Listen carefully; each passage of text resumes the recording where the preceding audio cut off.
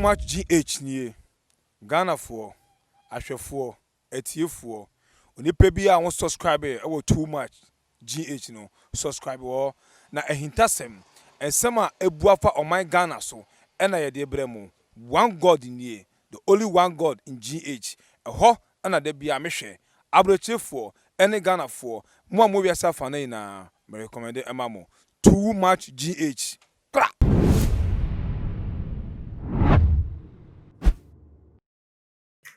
Akwaba sonko enkoma wa wohwe mesabre e otuma GHFD kase yi esukan wahala dwumedi na ebre asose munia ba mosomfo ekesika pa enenso mede ebebesom 2020 eye afia jesi yesimu no obi enim safi we de bekoye wo momo pra ware wo momo pre promotion enkanko wo mo jeso wo mo margin enema kase ne wo momo margin enema nketwa jeso obi a expectation era 2020 nanso so e twa be afimienu miensa mu ana chese covid-19 ne ho ebebeji ma na afa nyoma age nsem ma chese obi a enwu de wode ne nsem ana se ne niswade hu ana dreams no akwa kogo nanso ni nyina mu no ebusuafo wo ma na o mani abre de wo mo etimi epem ko wo mani ekokodrum pepeso a chese afi ekọ na we ya na akọ na we ya kura still na no ye da ahokeka no da enije no da ye zeal enthusiasm no da so ewo enkrofo mu a chese still na wo mo empaba ewo wo mo eda yeso wo mo ni swade no ene wo mo ene mo pese wo mo eye na busuafo meka ni nyina se chese aware because of ebra yo hu se covid abrase abibia enye ya no hweda nye den se de enkane ne ba ye na lockdown nyina ewom no enum ne ehu no wo mo mani abre ene aware na se to so sa ama just say dem flyers bi ene na mountain so ene social media so ene na baby invitation card ene edi atrentua ene sa na invitation card yi ansa na eba na say ansa ne ye be hununum ye video bi di kan ba bonte ye hu say nkofo mienu yi je say wo mo ejina mu a wo mo e kire say ampa wo mo eba ware na dodo na enhye da engi endi ene say ene day je say invitation card na so apie aba bonte amagana for dodo na hu le say we die ebetimi ayampa because ye hwa fela makafu ni medical yes ene ye hu say flyers yi di atrench obi aso wo bua publicity stand wo mo e di perfume ne wo kro ne ba ye hwe de hu ya ne say mpadan druye no na wedding no ekoso ma che say eye nipa bebre na nwanwa enu nti no dodo na si we di ye ngindi because ebetimi abamu esa na nipa ye ka ne ho asemi ye yankasa ye nua bema justice amwa adodo na nim ne say Patapaa I won ne German girlfriend na chese wo mo eware na ebusuafo date na wo mo sete ye nu nti ma sa video ni ba bonta na dodo na laut no wo ma yiko hwe video no embra na ye ba ye beto aso. When was the wedding? 2nd of January 2021. 2nd of January. Of January 2021. So Marty, I say 2nd January 2021. Hey, first month bia. Mo better Monday we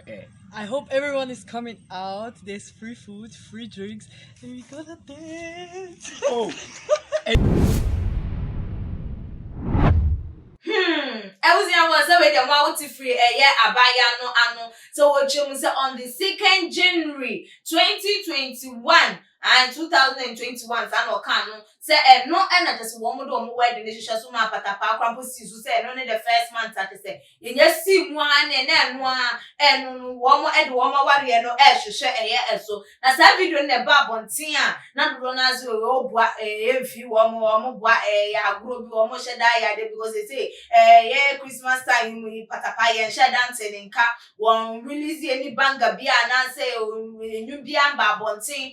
nti no wo de be dey hype na so de be trending ti we dey wa hweda and or the invitation or ashada no dey wedding baba to edwa na so abusuafo na dey ye nam ye o my Ghana mu di hu ya ene se invitation card abaje se yeah Patapaa and the girlfriend yi the German girlfriend yi one more emphony a boss one na ya true said the families of yeah Amwa and Essen I just one more invite yeah almost and as I do for so one more bra yeah marriage ceremony between Justice Amwa and the Bimuso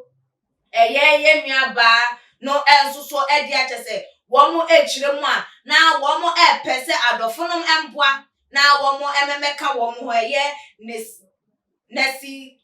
Neslihan Neslihan Esan na just a woman emienu na just woman ware na woman ware date na woman kan wo video ni mu 2nd January 2021 no ampasa ekos na mo ekoso wo inside city lounge and kitchen aguna so adura just a wo efinfin mantemo meche central region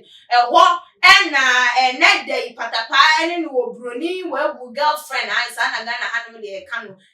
one no just on the 2nd January 2021 one more a day so na just say yefe na yeah flyers here na invitation ba bonte na do na ka say invite etimi aba with the venue just say ampa one more eba ware dia ene na we die enikwaso obi adoubt said them di kan fela de ne flyers ba ya ne nkofo doubt afi ebe mu ampa no ebetimi aye no kura enu ntino chese obi a empani enkonkwo hwe yesu adro inside the honum no said the ebe ya dan dru honum a ene e won susu no susu betimi awura mu bie na wa kwakwo hwe wani so ade no wa hwe de ebe koso say yampa say wedding bi e koso wo inside city lounge kitchen and answer enkoso na busuafo na enkaiba ewo ho eno no say the Patapaa one a German girlfriend woman the woman warrior no aba beshisha so enesa enye fedia kro enti say ofro say woni obi wo ho no na nipa no what the covid ada say covid aba say nyoma enti covid ni ntini yentimi nwade say yentwen a nipa no kai hu say obwa ebia na wo obi foforo won chen because enkrofo ware enti so aye ready pan dia wo betimi aware nipa mienu miensa say enya chinchin die yi bi covid ni ti wa manyoma yefo atete nyoma so wadane high sense covid ama say wedding adane high sense atete say